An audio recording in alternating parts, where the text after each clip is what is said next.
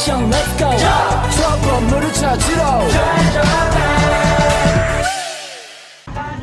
Assalamualaikum.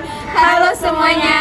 Perkenalkan, kami dari kelompok 3 dengan saya Marsha Saira dengan NIM 23129197. Dengan saya Mutia Khairunisa dengan NIM 23129207. Dengan saya Desi Rahma Putri dengan NIM 23129018.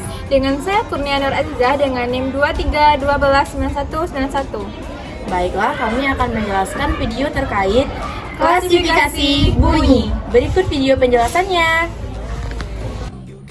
Baiklah, saya akan menjelaskan mengenai alat ucap. Alat ucap yang pertama adalah bibir. Bibir terdiri dari bibir atas dan bibir bawah. Nama istilah bibir adalah labium atau labial.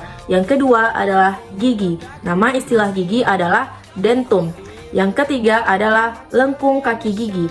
Lengkung kaki gigi memiliki nama istilah alveolum. Yang keempat adalah langit-langit keras. Langit-langit keras memiliki nama istilah palatum. Yang kelima adalah langit-langit lunak. Langit-langit lunak memiliki nama istilah velum. Alat ucap yang keenam adalah anak TK. Anak TK memiliki nama istilah uvula. Yang ketujuh ada faring. Yang kedelapan ada kerongkongan. Istilah kerongkongan adalah laring. Yang kesembilan adalah tenggorokan. Dan yang ke-10 adalah pita suara. Alat ucap yang ke-11 adalah epiglotis. Yang ke-12 adalah akar lidah atau akar lidah memiliki nama istilah root of tongue. Yang ke-13 adalah punggung lidah atau disebut juga dengan dorsum. Dan yang ke-14 ada tengah lidah. Nama istilah dari tengah lidah adalah medium. Dan ke-15 adalah daun lidah atau memiliki nama istilah lamina dan lamino.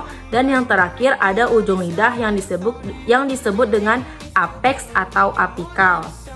Selanjutnya, saya akan menjelaskan tentang klasifikasi bunyi vokal. Huruf vokal terdiri dari huruf vokal A, I, U, E, dan O. Pertama, huruf vokal A.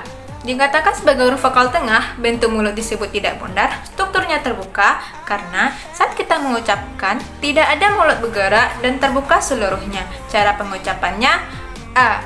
Kedua, huruf vokal I. Dikatakan sebagai vokal depan, bentuk mulut disebut tidak bundar, strukturnya tertutup karena saat kita mengucapkan mulut bergerak dan tertutup seluruhnya. Cara pengucapannya I. Ketiga, huruf vokal U. Dikatakan sebagai vokal belakang, bentuk mulut disebut bundar, strukturnya tertutup karena saat kita mengucapkan mulut bergerak dan tertutup seluruhnya. Cara pengucapannya U. Keempat, huruf vokal E. Dikatakan sebagai huruf vokal depan, bentuk mulut disebut tidak bundar, strukturnya semi tertutup karena saat kita mengucapkan mulut bergerak dan tertutup sebagian. Cara pengucapannya E. Kelima, huruf vokal E. Dikatakan sebagai vokal depan, bentuk mulut disebut tidak bundar, strukturnya semi terbuka karena saat kita mengucapkan tidak ada mulut bergerak dan terbuka seluruh bagian. Cara pengucapannya E. Keenam, huruf vokal O. Dikatakan sebagai vokal belakang, bentuk mulut disebut bundar, strukturnya semi terbuka karena saat kita mengucapkan tidak ada mulut bergerak dan terbuka sebagian. Cara pengucapannya O. Konsonan terdiri atas 21 jenis, tetapi ketika dibagi berdasarkan cara pengucapannya sebagai berikut. Yang pertama yaitu bilabial. Bilabial adalah bunyi yang dihasilkan dengan mengatuk kedua bibir bawah mendekati bibir atas. Nah, bilabial ini terbagi lagi menjadi 3. Yang pertama yaitu hambatan. Hambatan adalah bunyi yang dihasilkan dengan menghambat saluran suara sepenuhnya, kemudian melepaskannya secara keseluruhan. Contohnya yaitu pada pengucapan huruf B dan P. Yang kedua yaitu bunyi nasal. Bunyi nasal adalah bunyi yang dihasilkan dengan menutup saluran suara rongga mulut sehingga udara keluar melalui rongga hidung. Contohnya yaitu pada pengucapan huruf M.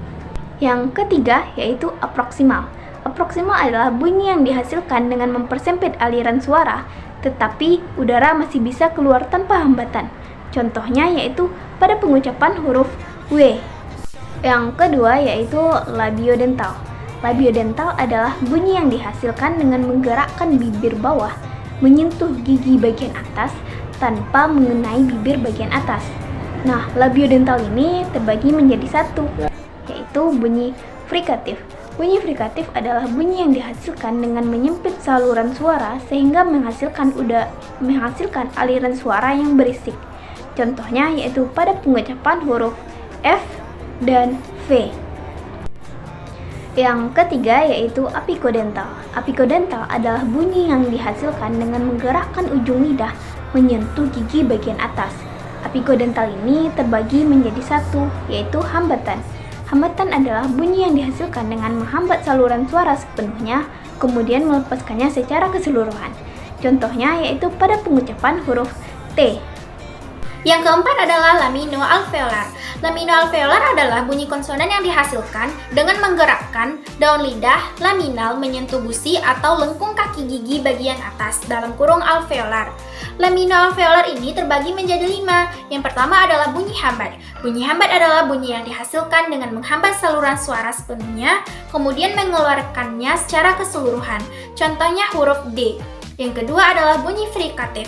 Bunyi frikatif adalah bunyi yang dihasilkan dengan menyempitkan saluran suara sehingga menghasilkan aliran udara yang berisik. Contohnya huruf S dan Z.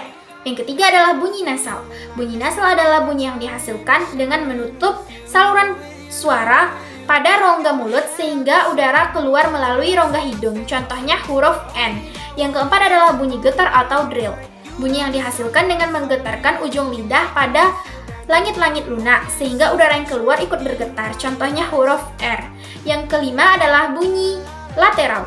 Bunyi yang dihasilkan dengan mempertemukan ujung lidah dengan lengkung kaki gigi tetapi tidak menyentuh gigi. Contohnya huruf L.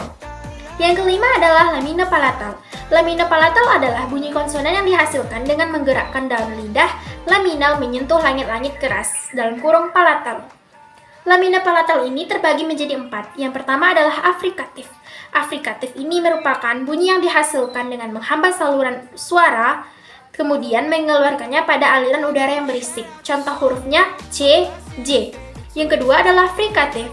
Frikatif adalah bunyi yang dihasilkan dengan menyempitkan saluran suara sehingga menghasilkan aliran udara yang berisik. Contohnya S.